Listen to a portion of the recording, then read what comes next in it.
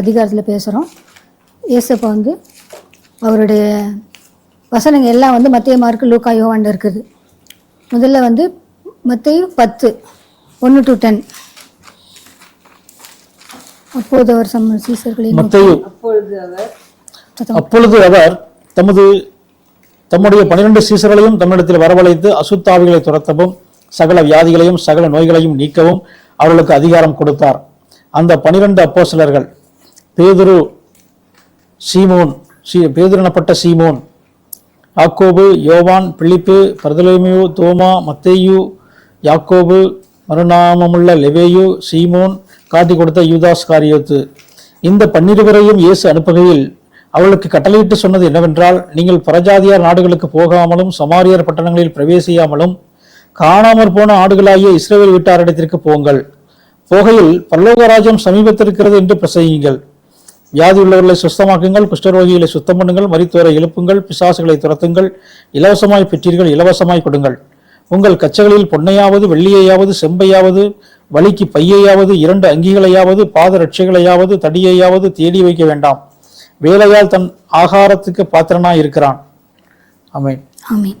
இயேசு வந்து சீடர்கள் எப்படி இருக்கணுன்றதுக்காக சொல்லிட்டார். ஆரம்பத்திலே சொல்லிட்டார். அவர் சீடர்கள் எல்லாம் எப்படி இருக்கணும்னு சொல்லிட்டு காணப்படும் ஆடுகளை தான் தேடணும்னு சொல்லியிருக்காரு.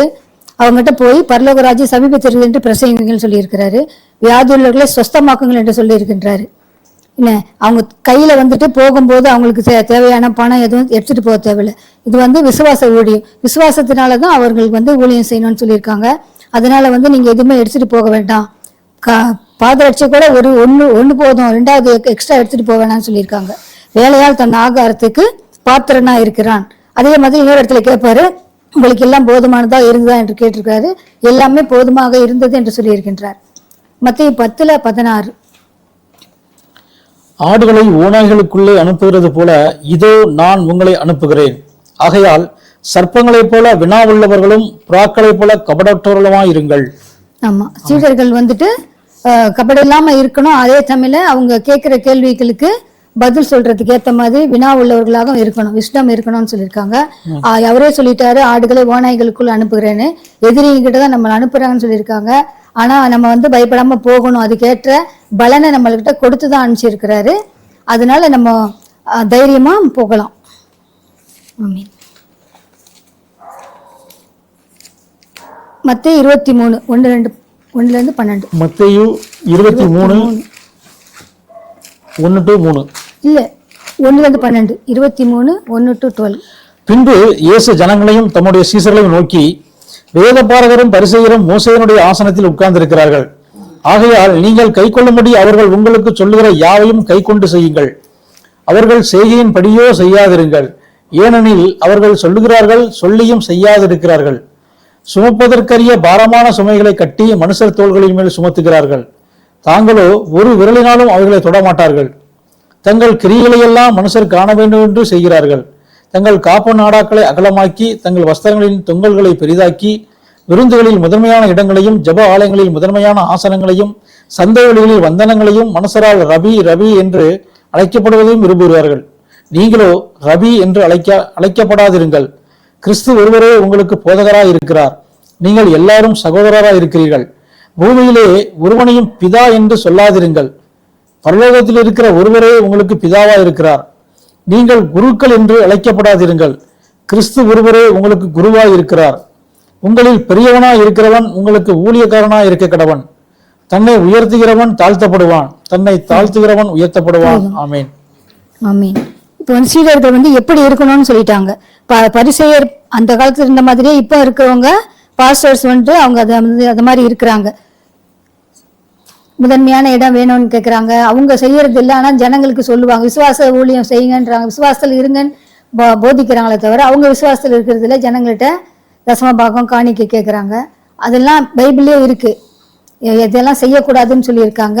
உண்மையான ஊழியக்காரர்கள் வந்து சீடர்கள் வந்து இந்த மாதிரி காரியங்களை எதிலும் ஈடுபடக்கூடாது. இந்த வசனத்தின்படி தான் நடக்கணும்.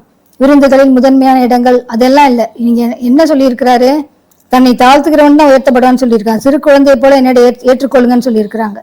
அதனால நம்ம அவரே வந்து சீடர்களின் கால்களை கழுவி காட்டியிருக்காரு. மாதிரி ஏசப்பா செஞ்சிருக்காரு. அதன்படி தான் நடக்கணும். அது இல்லாம நான் வந்து பாஸ்டர்னு சொல்லிட்டு பெருமைப்படுறதுக்கு இதுல ஒண்ணுமே இல்லை. ஏசப்பா வந்து இது மாதிரிலாம் நடக்கும்னு ஏற்கனவே சொல்லி வச்சுட்டார். ஆமீன். மார்க் 3:15. மார்க் 3:15. ஜீசஸ் வியாதிகளை குணமாக்கி பிசாசுகளை துரத்தும்படி அவர்கள் அதிகாரமுடையவர்களாக இருக்கவும் அவர்களை ஏற்படுத்தினார். போதும். வியாதிகளை குணமாக்குறதுக்கு அதிகாரம் கொடுத்துட்டாரு. அந்த அதிகாரத்தின்படி நம்ம இனிமே வேலை செய்யணும். 3:33. 34. அவர்களுக்கு அவர் பிரதியுத்தரமாக, என் தாயார் யார், என் சகோதரர் யார் என்று சொல்லி தம்மை சூழ உட்கார்ந்திருக்கிறவர்களை சுற்றி பார்த்து, இதோ என் தாயும் என் சகோதரரும் இவர்களே, தேவனுடைய சித்தத்தின்படி செய்கிறவன் எவனோ அவனே எனக்கு சகோதரனும் எனக்கு சகோதரியும் எனக்கு தாயுமாய் இருக்கிறான் என்றார். ஆமா, தேவனுடைய சித்தத்தை செய்யறதுக்கு தான் ஏற்படுத்தி இருக்கிறாரு. சொந்தக்காரங்க அவங்க எல்லாம் முக்கியம் கிடையாது. அவரே ஏசப்பாவை சொல்லிட்டாரு, தாய் அவங்க பெரியவங்க கிடையாது, சித்தத்தின்படி செய்கிறவங்க தான் பெரியவங்கன்னு சொல்லியிருக்காங்க. அதன்படியே தான் நாமளும் இப்போ வந்து அதன்படிதான் நடக்கணும். மார்க் 6:7. மார்க் 6:7. அவர் 12 அழைத்து அசுத்தாவிகளை துரத்த அவர்களுக்கு அதிகாரம் கொடுத்து, வழிக்கு பையையாகிலும் அப்பத்தையாகிலும் கச்சையில் காசையாகிலும் எடுத்துக்கொண்டு போகாமல் ஒரு தடியை மாத்திரம் எடுத்துக்கொண்டு போகவும் பாதரட்சிகளை போட்டுக்கொண்டு போகவும் 2 அங்கிகளை தெரியாதிருக்கவும் கட்டளையிட்டார். பின்பு அவர்களை நோக்கி, நீங்கள் எங்கேயாகிலும் ஒரு வீட்டில் பிரவேசித்தால் அவ்விடத்தை விட்டு புறப்படுகிற வரைக்கும் அங்கேதானே தங்கியிருங்கள். எவர்களாகிலும் உங்களை ஏற்றுக்கொள்ளாமலும் உங்கள் வசனத்தை கேளாமலும் இருந்தால் நீங்கள் அவ்விடம் விட்டு புறப்படும் போது அவர்களுக்கு சாட்சியாக உங்கள் கால்களின் கீழே படிந்த தூசியை உதறி போடுங்கள். நியாய தீர்ப்பு நாளிலே அந்த பட்டணத்திற்கு நேரிடுவதை பார்க்கிலும் சோதம் குமாரா பட்டணத்திற்கு நேரிடுவது லகுவாயிருக்கும் என்று மெய்யாகவே உங்களுக்கு சொல்லுகிறேன் என்று சொல்லி அவர்களை 2 பேராக அனுப்பினார். 13 வரைக்கும். அவர்கள் புறப்பட்டு போய் மனம் திரும்புங்கள் என்று பிரசங்கித்து அநேகம் பிசாசுகளை துரத்தி அநேகம் நோயாளிகளை எண்ணெய் பூசி சுஸ்தமாக்கினார்கள். ஆமென். இதுலயும் திரும்ப அதே தான் சொல்லியிருக்காரு. புறப்பட்டு போங்கள், சுவிசேஷத்தை அறிவியுங்கள், பிசாசுகளை துரத்தி நோயாளிகளுக்கு எண்ணெய் பூசி சுஸ்தமாக்குங்கள் என்று சொல்லியிருக்காங்க. இதே தான் நம்ம செஞ்சிட்டு இருக்கிறோம். இப்போ உண்மையான சீடர்களுக்கு வந்து அவர் பலன் கொடுத்துட்டு தான் இருக்காரு. நம்ம ஏற்றுக்கொள்ளாதவங்களை பத்தி நம்ம கவலைப்பட தேவையில்லை. ஏற்றுக்கொள்ளலைன்னா அப்பவே அந்த தூசியும் தட்டி போட்டுட்டு நம்ம வரணும், அடுத்த பட்டணத்துக்கு போகணும். ஆமா, அடுத்த பட்டணத்துக்கு நம்ம போயிட வேண்டியதுதான். ஆமீன். மார்க் 9:23. மார்க் 9:23. இயேசு அவனை நோக்கி, நீ விசுவாசிக்க கூடுமானால் ஆகும், விசுவாசிக்கிறவனுக்கு எல்லாம் கூடும் என்றார். ஆமா. அப்புறம் 29.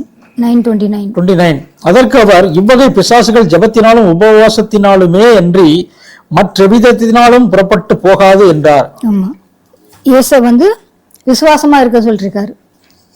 சீடர்களும் விசுவாசமா இருக்கணும். அதே மாதிரி ஜனங்கள் எல்லாருக்குமே வந்து வியாதியஸ்தருக்கு வரும்போது எல்லாருக்குமே அதான் சொன்னாரு, நீ விசுவாசிக்க கூடுமானால் ஆகும்னு சொல்லியிருக்காரு. அதே மாதிரி பிசாசுகளை துரத்தும் போதும் உபவாசத்தோடும் ஜெபத்தோடும் இருந்தா இந்த வகை பிசாசும் போன்னு சொல்லியிருக்காரு. மார்க் 15:16. மார்க் 15. மார்க் இல்ல, யோவான் 15:16. 16-19. நீங்கள் என்னை தெரிந்து கொள்ளவில்லை, நான் உங்களை தெரிந்து கொண்டேன். நீங்கள் என் நாமத்தினாலே பிதாவை கேட்டுக்கொள்வது எதுவோ அதை அவர் உங்களுக்கு கொடுக்கத்தக்கதாக நீங்கள் போய் கனி கொடுக்கும்படிக்கும் உங்கள் கனி நிலைத்திருக்கும்படிக்கும் நான் உங்களை ஏற்படுத்தினேன். நீங்கள் ஒருவரில் ஒருவர் அன்பாயிருக்க வேண்டும் என்று இவைகளை உங்களுக்கு கற்பிக்கிறேன். உலகம் உங்களை பகைத்தால் அது உங்களை பகைக்கிறதற்கு முன்னே என்னை பகைத்ததென்று அறியுங்கள்.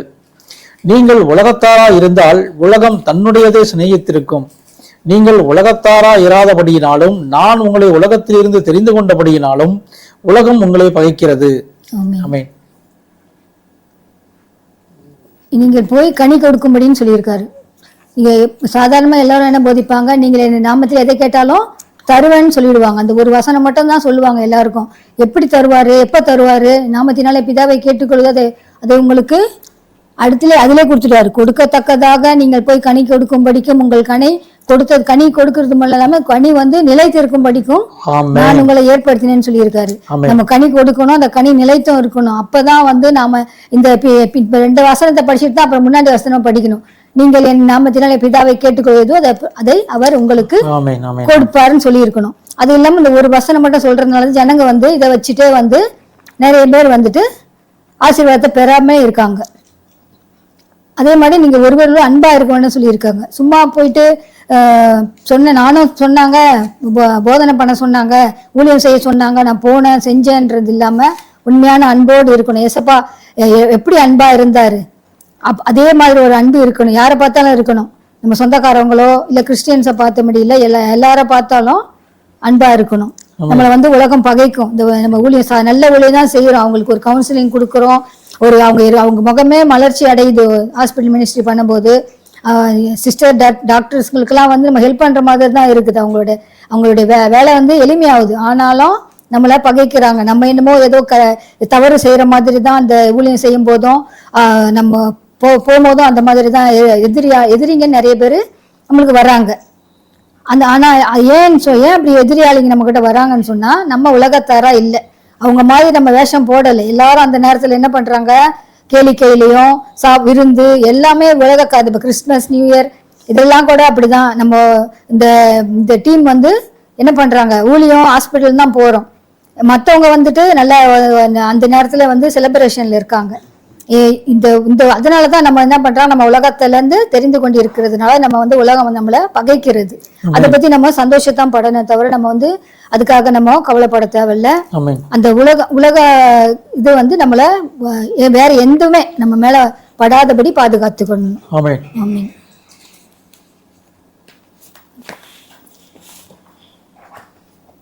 யோவான் 21:15-18. யோவான் 15-18. John 21:15-18.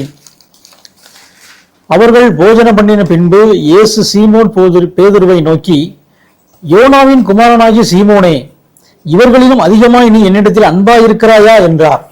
அதற்கு அவன், ஆம் ஆண்டவரே, உம்மை நேசிக்கிறேன் என்பதை நீர் அறிவீர் என்றான். அதற்கு அவர், என் ஆட்டுக்குட்டிகளை மேய்ப்பாயாக என்றார். இரண்டாம் தரம் அவர் அவனை நோக்கி, யோனாவின் குமாரனாகிய சீமோனே, நீ என்னிடத்தில் அன்பாயிருக்கிறாயா என்றார். அதற்கு அவன், ஆம் ஆண்டவரே, உம்மை நேசிக்கிறேன் என்பதை நீர் அறிவீர் என்றான். அவர், என் ஆடுகளை மேய்ப்பாயாக என்றார். மூன்றாம் தரம் அவர் அவனை நோக்கி, யோனாவின் குமாரனாகிய சீமோனே, நீ என்னை நேசிக்கிறாயா என்றார். என்னை நேசிக்கிறாயா என்று அவர் 3 தரம் தன்னை கேட்டபடியினாலே பேதுரு துக்கப்பட்டு, ஆண்டவரே, நீர் எல்லாவற்றையும் அறிந்திருக்கிறீர், நான் உம்மை நேசிக்கிறேன் என்பதையும் நீர் அறிவீர் என்றேன். இயேசு, என் ஆடுகளை மேய்ப்பாயாக என்றார். ஆமென். 18. நீ இள வயதுள்ளவனாய் இருந்தபோது உன்னை நீயே அறை கட்டி கொண்டு உனக்கு இஷ்டமான இடங்களிலே நடந்து திரிந்தாய். நீ முதிர்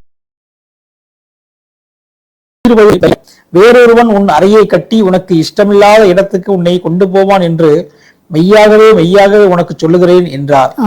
இன்ன விதமாக மரணத்தினாலே அவன் தேவனை மகிமைப்படுத்த போகிறான் என்பதை குறிக்கும்படியாக இப்படி சொன்னார்.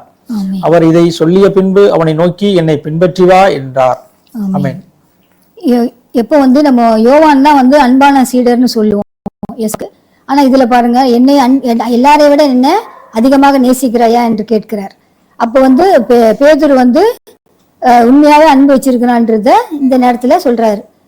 அதனால என்ன சொல்லியிருக்காரு, என்கிட்ட அன்பா இருந்தா என்ன செய்யணும், என் ஆடுகளை மேய்க்கணும், என் ஆட்டுக்குட்டிகளை மேய்க்கணும். இந்த 3 தடவை கேட்கிறாரு. 3 தடவை ஒரு மறுதளிச்சலுக்காக இப்ப 3 தடவை கேட்டு நான் வந்து அந்த மறுதளித்ததை நான் வந்து மனசுல வச்சிடல, அதனால 3 தடவை கேட்டு அதுக்கு அந்த நேரத்துல அவருக்கு மன்னிப்பு கொடுத்துடுறாரு. அதே மாதிரி இப்போ இளவயதுலையா இருக்கும்போது அவங்க இஷ்டமா தான் இருக்கிறோம். நம்மளும் அப்படிதான், நம்ம கிறிஸ்துக்குள்ள வர்றதுக்கு முன்னே நம்ம இஷ்டமா தான் இருந்தோம்.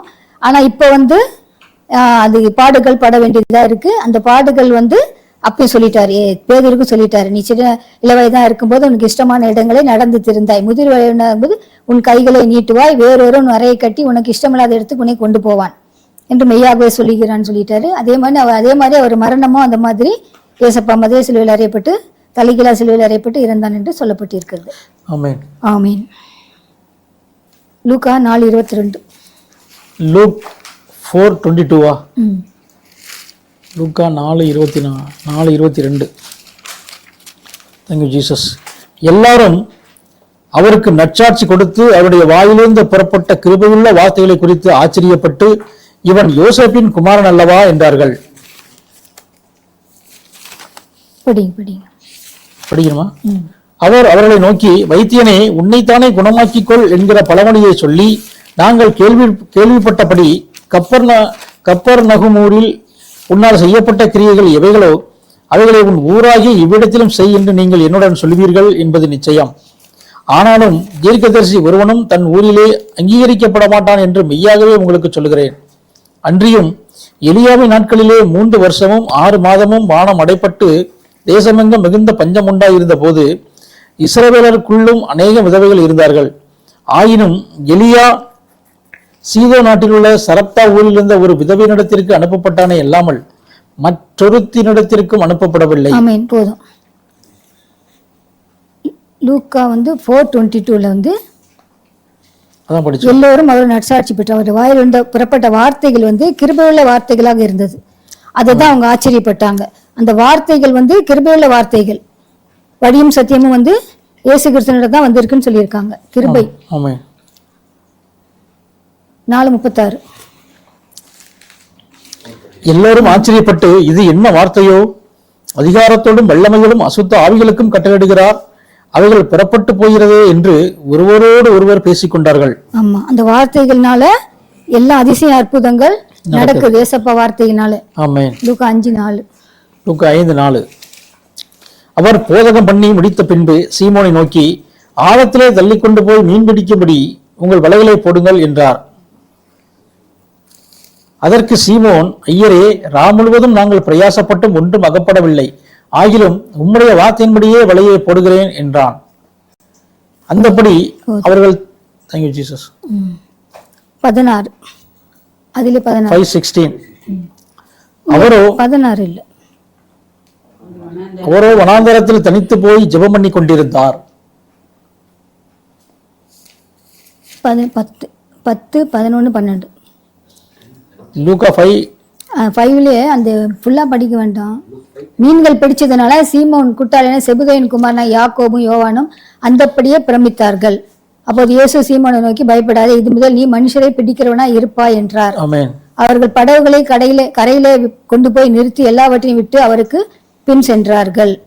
அவர் சீடர்கள் எல்லாவற்றையும் விட்டு தன்னோட பின்னாடி வர வேண்டும் என்று விரும்புகிறார். அதன்படி அவங்க எவ்வளவு மீன் கிடைச்சாலும் அதெல்லாம் அவங்க பொருட்படுத்தாம இயேசுக்கு பின்னாடி வந்துட்டாங்க. தன் சீடர்கள் எல்லாவற்றையும் விட்டு வர வேண்டும் என்றுதான் அவர் விரும்புகிறார். அவருக்கு தெரியுது அவங்க யார் வருவாங்கன்னு தெரியுதுதான் அவர் அழைக்கிறார். அதே மாதிரி 5:27 5:27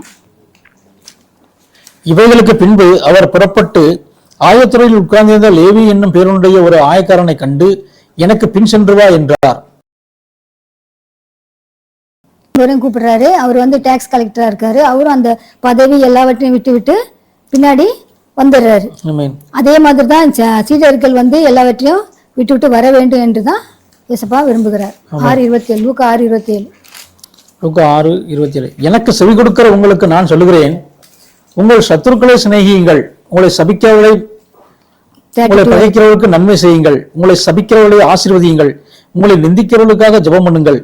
உன்னை ஒரு கன்னத்தில் அறைகிறவனுக்கு மறு கன்னத்தையும் கொடு, உன் அங்கியை எடுத்துக்கொள்கிறவனுக்கு உன் வஸ்திரத்தையும் எடுத்துக்கொள்ள தடை பண்ணாதே. உன்னிடத்தில் கேட்கிற எவனுக்கும் கொடு, எடுத்துக்கொள்கிறவனிடத்தில் அதை திரும்ப கேளாதே. மனுஷர் உங்களுக்கு எப்படி செய்ய வேண்டும் என்று விரும்புகிறீர்களோ அப்படியே நீங்களும் அவர்களுக்கு செய்யுங்கள். ஆமென். ஆமென். இயேசப்பா என்ன சொல்லியிருக்காருன்னா, ஒரு கணத்தில் அறைந்தா மறு கணத்தை காட்டுன்றது எல்லாருக்கும் தெரியும். ஆனா அதே செயல்ல காட்ட வேண்டும் சொல்லியிருக்கிறாரு. நம்ம கேட்கிறவங்க என்ன சொல்றோம், கடன் கொடுத்தோம்னா கூட எப்ப கொடுப்பேன்னு திருப்பி என்ன சொல்றாரு, திரும்பவே கேட்காம கொடுங்கன்னு சொல்லியிருக்காரு. இதெல்லாம் நம்ம செய்யும் போது என்ன ஆகும், அவங்க சீடர்களை பார்க்க மாட்டாங்க, இயேசுவே நேரம் இறங்கி வந்திருக்காருன்னு நினைச்சிட்டு பார்ப்பாங்க. ஊழியன்றது அப்படிதான் இருக்கணும். நம்ம வாயினால போய் சொல்லிட்டு செயல்ல இல்லாத இருந்தா யாரும் பின்னாடி வரமாட்டாங்க. செயல்ல காட்டும் போது தான் அது ஜனங்க ரட்சிப்புக்கு ஏதுவா இருக்கும். செயல் இல்லாத விசுவாசம் செத்ததுன்னு சொல்லியிருக்கு. நம்ம என்ன சொல்றோம், நம்ம ஃப்ரெண்டு, நம்ம சொந்தக்காரங்க, தெரிஞ்சவங்க, நம்மளுக்கு நன்மை செஞ்சவங்களுக்கு தான் போய் நம்ம நன்மை செய்யறோம். ஆனா அந்த மாதிரி இல்லாம நம்மளுக்கு கெடுதல் செஞ்சவங்களுக்கு போய் நன்மை செய்யுங்கன்னு சொல்லியிருக்காங்க. அது மிகவும் கஷ்டமான காரியமா தான் இருக்கு. அங்க சத்துருக்களை சிநேகியுங்கள், நன்மை செய்யுங்கள், கைமாறு கருதாமல் கடன் கொடுங்கன்னு சொல்லியிருக்காங்க. அப்போதான் நீங்க உன்னதமான உங்களுக்கு பலன் மிகுதியா இருக்கும். உன்னதமானவருக்கு நீங்கள் பிள்ளைகளா இருப்பீர்கள். அவர் நன்றி அறியாதவர்களுக்கும் துரோகிகளுக்கும் நன்மை செய்கிறாரே. அவர் உங்கள் பிதா இரக்கமுள்ளவரா இருப்பது போல நீங்களும் இரக்கமுள்ளவர்களா இருங்கள்னு சொல்லியிருக்காங்க. என்ன, நான் கொடுங்கள் அப்போது கொடுக்கப்படும் சொல்லியிருக்காங்க. இது கொடுங்கள் கொடுக்கப்படும்ன்றது ஏழைங்களுக்கு கொடுக்க சொல்லியிருக்காங்க. வேற பணக்காரங்களுக்கு போய் கொடுத்து அப்பதான் அவங்க திருப்பி நிறைய கொடுப்பாங்கன்னு இல்லாம ஏழைங்களுக்கு கொடுங்க, அப்ப பரமபிதா நம்மளுக்கு கொடுப்பாங்கன்னு சொல்லியிருக்காங்க. அதன்படி நாம அந்த வசனத்தின்படி நம்ம வாழ முயற்சி செய்யணும். லூக்கா 7:3. லூக்கா 7:3. 3-10. அவன் இயேசுவை குறித்து கேள்விப்பட்ட போது அவர் தன் வேலைக்காரனை குணமாக்க வேண்டும் என்று அவரை வேண்டிக் கொள்ளும்படி யூதருடைய மூப்பரை அவரிடத்தில் அனுப்பினான். அவர்கள் இயேசுவிடத்தில் அவரை கருத்தாய் வேண்டிக் கொண்டு, நீர் இந்த தயவு செய்கிறதற்கு அவன் பாத்திரனாய் இருக்கிறான். அவன் தம்முடைய ஜனத்தை நேசிக்கிறான். நமக்கு ஒரு ஜெபாலயத்தையும் கட்டினான் என்றார்கள். அப்பொழுது இயேசு அவர்களுடனே கூட போனார். வீட்டுக்கு சமீபமான போது 100க்கு அதிபதி தன் சிநேகிதரை கண்டு, நீங்கள் அவரிடத்தில் போய், ஆண்டவரே, நீர் வருத்தப்பட வேண்டாம். நீர் என் வீட்டு வாசலுக்குள் பிரவேசிக்க நான் பாத்திரன் இல்லை. நான் உம்மிடத்தில் வரவும் என்னை ஒரு பாத்திரனாக எண்ணவில்லை. ஒரு வார்த்தை மாத்திரம் சொல்லும், அப்பொழுது என் வேலைக்காரன் சுஸ்தமாவான். ஆமென். ஆமென். இதுல விசுவாசம், அவருடைய விசுவாசம் பார்க்க, அவர் 100க்கு அதிபதியா இருந்தாலும் அவர் தாழ்மையை காட்டுறாரு. அந்த தாழ்மை அவங்க அந்த அதிகாரம் உள்ளவனுக்கு இருந்தது போல சீடர்களுக்கும் இருக்கணும். அந்த தாழ்மை இருந்தாலே நம்ம குழந்தைகளை போல ஆக வேண்டும் சொல்லியிருக்காரு. குழந்தை போல ராய் சீடர்களா இருக்க வேண்டும். அப்பதான் நிறைய கனி கொடுக்க முடியும். 3 யோவான் 1:4. 3 யோவான் 1:4. No out of syllabus. 3 யோவான் 1:4.